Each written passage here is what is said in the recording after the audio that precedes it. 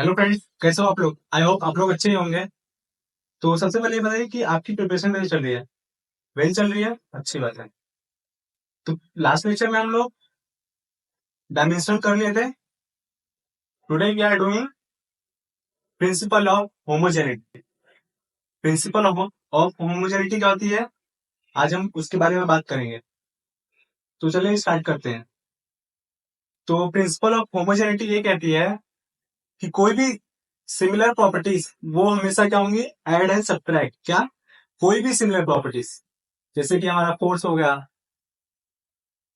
Force force से add होगा। और वैसे वेलोसिटी हो गया तो वेलोसिटी वेलोसिटी से ऐड होगा। ये फिजिकल क्वांटिटी है। अगर हम लोग नंबर की बात करें तो नंबर से करेंगे। अगर हम लोग कोई डिफरेंट मान लो, जैसे कि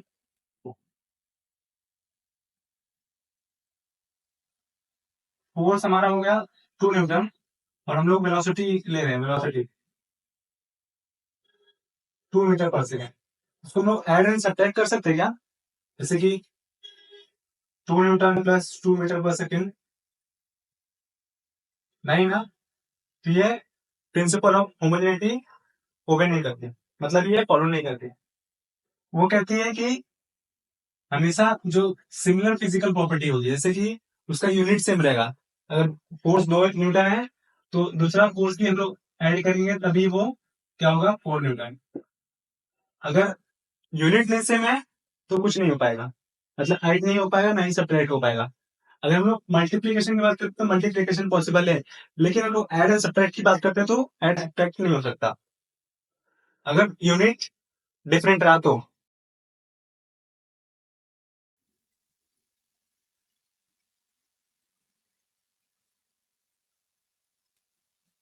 प्रिंसिपल ऑफ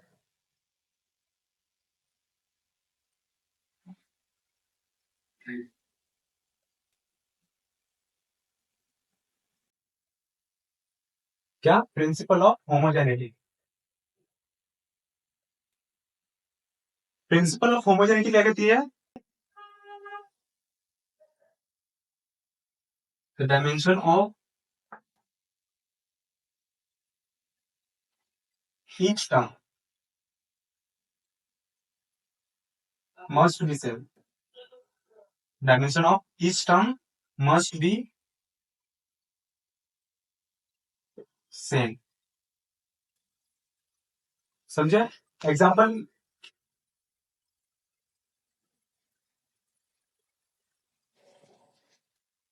इस टर्म का मतलब ऐसे कि हमारा कोई एक नंबर हो गया, टू 2 न्यूटन प्लस 5 मीटर पर second square.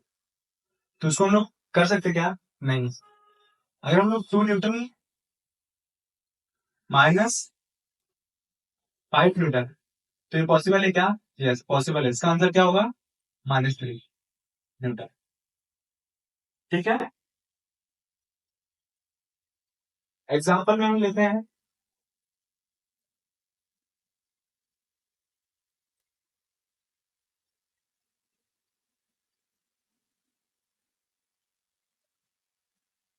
9 kg plus 2 kg, ठीक आ जाएगा 11 kg। यहाँ पे हमारा यूनिट जो है ना, वो सेम रहना चाहिए। यूनिट क्या रहना चाहिए? सेम। तभी ये फॉलो करेगा, मतलब तभी हम लोग उसको लिख सकते हैं।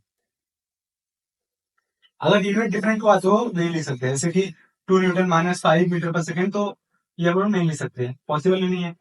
कभी भी किसी का यूनिट सेम रहेगा तो ही हम लोग ऐड एंड सब्ट्रैक्ट करेंगे।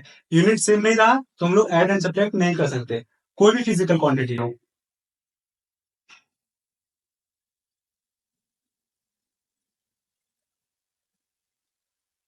ठीक है। नेक्स्ट क्वेश्चन की बात करते हैं। पहला क्वेश्चन क्या है?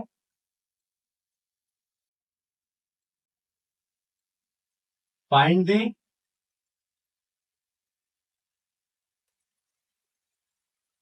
Dimension of A and B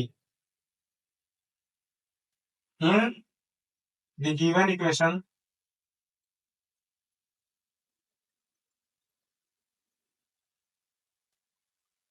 v is equals to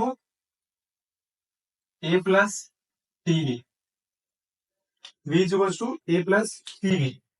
यहाँ पे हमारा v क्या है? v is velocity, t is time. हमें वेलोसिटी और टाइम का डायमेंशन पता है, तो इसमें हम लोग निकाल सकते हैं a और v की वैल्यू। तो सबसे पहले क्या करेंगे हम लोग, v और ये जो टर्म है इसको हम लोग लेफ्ट साइड लेके आ जाते हैं। तो लेफ्ट साइड ले आएंगे, इसका हो जाएगा v minus a minus T B is equal to 0। अभी हम लोग क्या करेंगे, ये जो हमारा v है और ये जो हमारा a है, इन दोनों का डायमेंशन क्या होगा? सेम होगा। तो मैं लिखूं यहाँ पे dimension of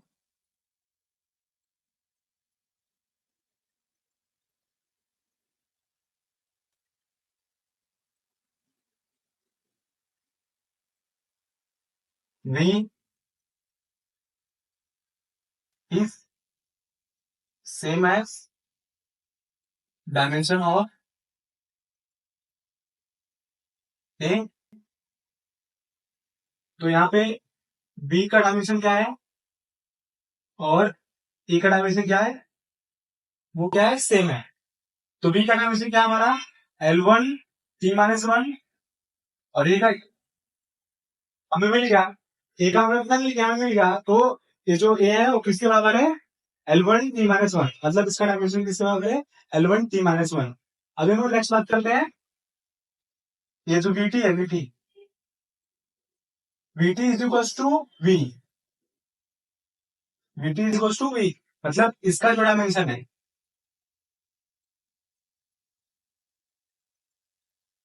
is same as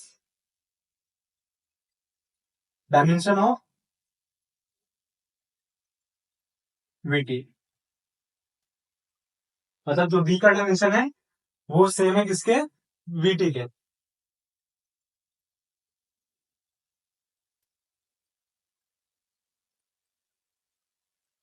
तो यहाँ पे हम लोग vt is equals to v, t का डायमेंशन मतलब टाइम, टाइम का डायमेंशन क्या होता है? t1।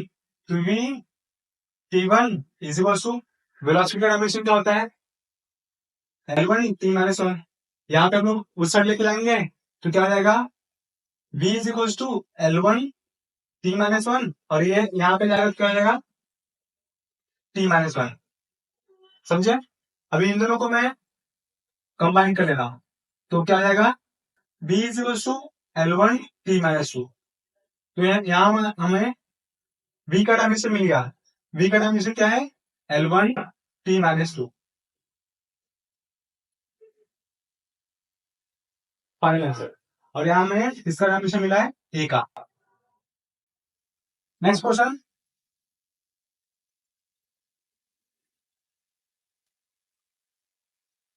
Find the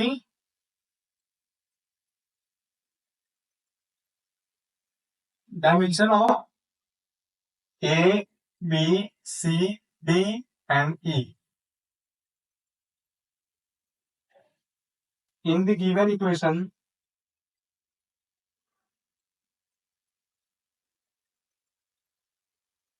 v is equals to a plus bt plus c t square plus d plus x upon e plus t। ठीक है, और यहां भी दिया है v क्या है? वेलोसिटी है, t क्या है? टाइम है, x क्या है? डिस्प्लेसमेंट।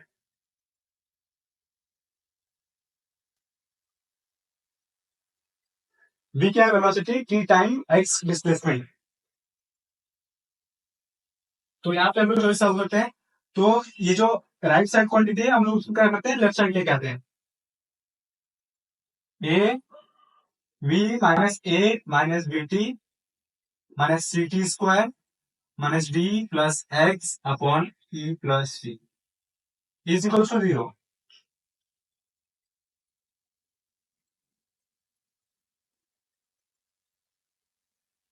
यहाँ पे जो v का डायमेंशन होगा वो किसके बराबर होगा, a के। यहाँ पे जो v का डायमेंशन होगा वो किसका होगा, vt के। और यहाँ पे जो v का डायमेंशन होगा वो किसके बराबर होगा, ct स्क्वायर के। और यहाँ पे जो v का डायमेंशन होगा वो किसके बराबर होगा, ये भी जो कॉम्प्लिकेटेड सी दी गई है उससे बराबर होगा। तो सबसे पहले हम लोग करते हैं dimension of v is same as dimension of a। v का डायमेंशन क्या है, a के बराबर है। तो dimension of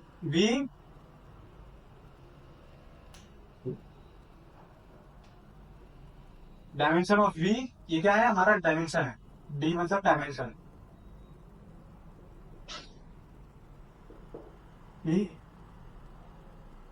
is equal to dimension of a। ठीक है, तो a का डायमेंशन क्या हो जाएगा, v के डायमेंशन का बराबर। तो L1 t माइनस 1।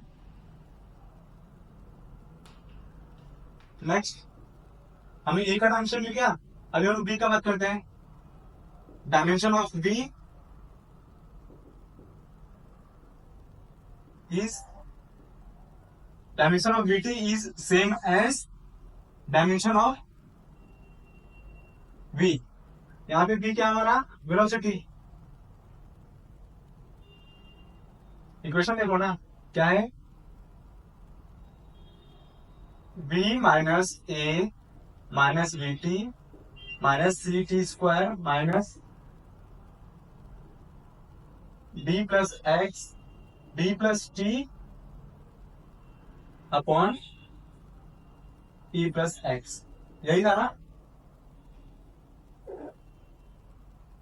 तो v dimension of vt is same as dimension of v, मतलब जो डायमेंशन है vt का वो किसके बराबर है, डायमेंशन ऑफ v के। तो हम लोग लिखते हैं dimension of vt is equal to dimension of v। तो v का डायमेंशन हमें पता ही है, वेलोसिटी वेलोसिटी का डायमेंशन क्या होता है, L1 t माइनस 1, जो कि मैंने यहाँ पे लिखा है। और t का डायमेंशन, t मतलब टाइम, टाइम का डायमेंशन क्या होता है, t1। तो v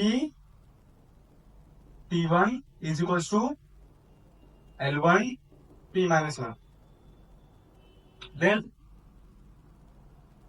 इसको हम लोग यही रखते हैं और t को हम लोग वहां लेके जाते हैं, तो क्या जाएगा L1 t माइनस 2। तो यहाँ हम लोग को v का डायमेंशन मिल गया।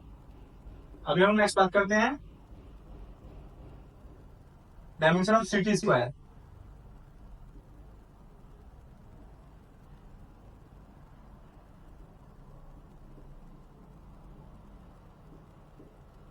Is same as dimension of v। तो d of v is same as d of ct square. तो v का डायमेंशन क्या है, L1 t माइनस 1 जो वेलोसिटी है। और हमारा c का डायमेंशन हमने को पता नहीं, उसको फाइंड करना है। और c का t का डायमेंशन क्या है, t स्क्वायर का डायमेंशन t2। तो c इंटू t2, c को यही रखते हैं और t को वहां पे ले जाते हैं, क्या हो जाएगा L1 t माइनस 3। यहाँ पे हम लोग को c का डायमेंशन मिलेगा।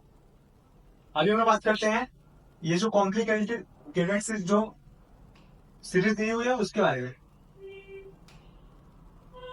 जो कॉम्प्लिकेटेड सा टर्म दिया हुआ है ना उसके बारे में हम बात करते हैं, d plus T upon E plus X. ठीक है, d plus T upon E plus X.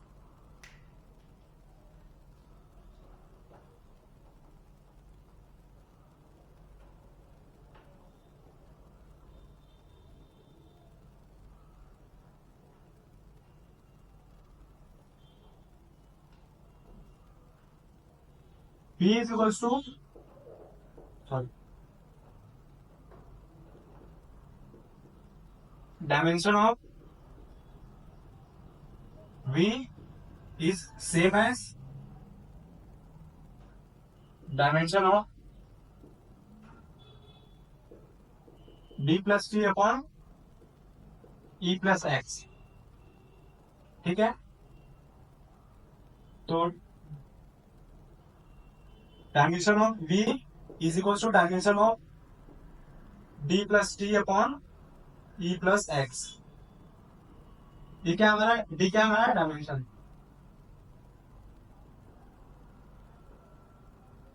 ये क्या हमारा डायमेंशन, क्या हमारा डायमेंशन।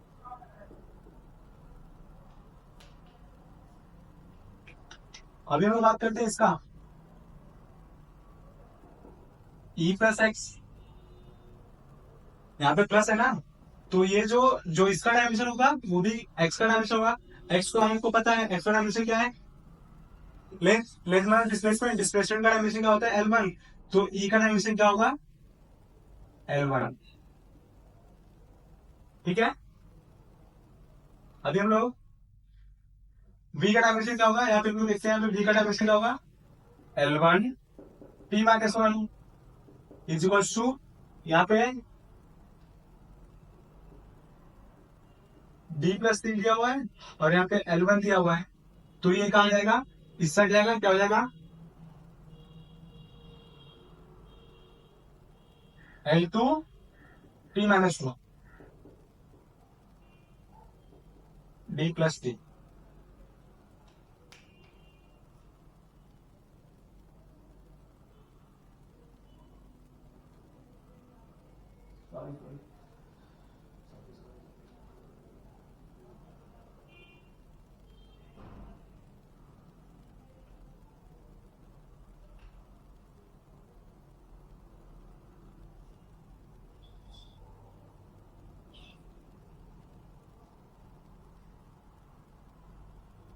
एक मिस्टेक हुआ है यहाँ पे, आप लोग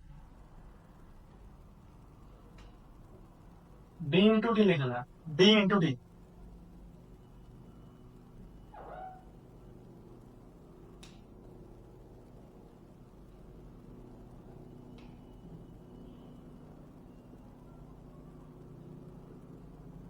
dimension of v is same as dimension of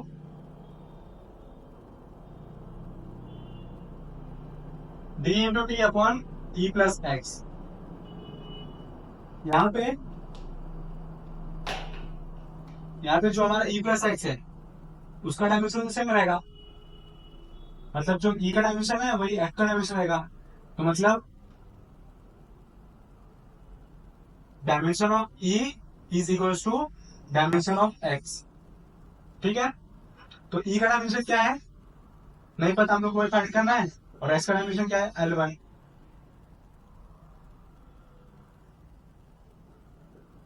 अभी हम लोग उसका बात करते हैं, तो डायमेंशन ऑफ v क्या है L1, यहाँ पे L1 is equal to dimension of D, dimension of D का वैल्यू नहीं पता है, डी का डायमेंशन नहीं पता है, और डी का डायमेंशन क्या होता है T1, और यहाँ पे ये तो पूरा हमारा क्या लेंथ के बराबर है ना, ये जो हमारा है ये हमारा पूरा लेंथ के बराबर है, तो इसको हम क्या बोलेंगे L1, तो डी का डायमेंशन क्या हो जाएगा L2 t माइनस 1।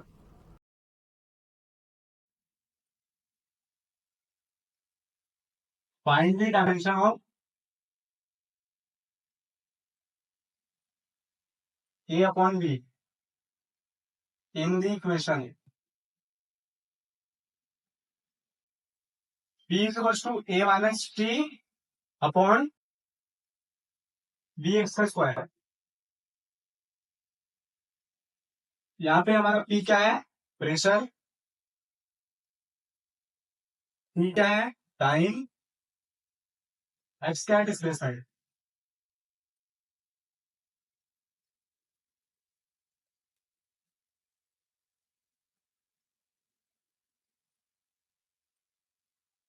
अभी यहाँ पे आप देखिए जो डायमेंशन है a का is same as dimension of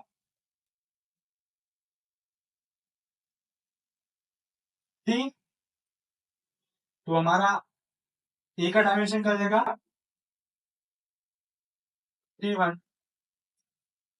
अभी अभी जो प्रेशर का डायमेंशन होता है, प्रेशर का डायमेंशन क्या होता है? प्रेशर का, अच्छा आपको फॉर्मूला तो पता होगा ना, फोर्स अपॉन एरिया। तो फोर्स अपॉन एरिया क्या होता है? प्रेशर होता है। तो फोर्स का डायमेंशन क्या है? m1 l1 t minus 2। Area का डायमेंशन क्या है? l2। तो यहाँ पे हमें प्रेशर का डायमेंशन मिल सकता है, क्या होगा? m1 l minus 1 t minus 2। ठीक है, तो ये, इसको हम लोग कैसे लिखेंगे? प्रेशर इज इक्वल टू, ये तो हमारा टाइम के बराबर हो गया, तो इसको हम लोग T1 लिखेंगे अपॉन B इंटू x2 क्या आ जाएगा? L स्क्वायर के बराबर, मतलब L2 हो जाएगा। x2 क्या आ जाएगा? x2 क्या आ जाएगा? x स्क्वायर हमारा क्या हो जाएगा? L2 के बराबर। और P हमें प्रेशर पता ही है, तो प्रेशर क्या हो जाएगा? Dimension m1 l minus 1 t minus 2। तो यहाँ पे हम लोग B को अरेंज कर लेते हैं अच्छे से। B का डायमेंशन हो जाएगा यहाँ पे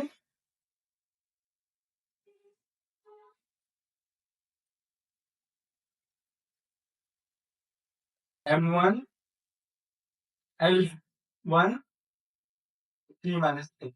क्या हो जाएगा? m1 l1 t minus 3। क्या हो जाएगा? m1 l1 t minus 3। तो फ्रेंड्स आज के लिए इतना ही, मिलते हैं हम नेक्स्ट लेक्चर में। तब तक के लिए गुड बाय।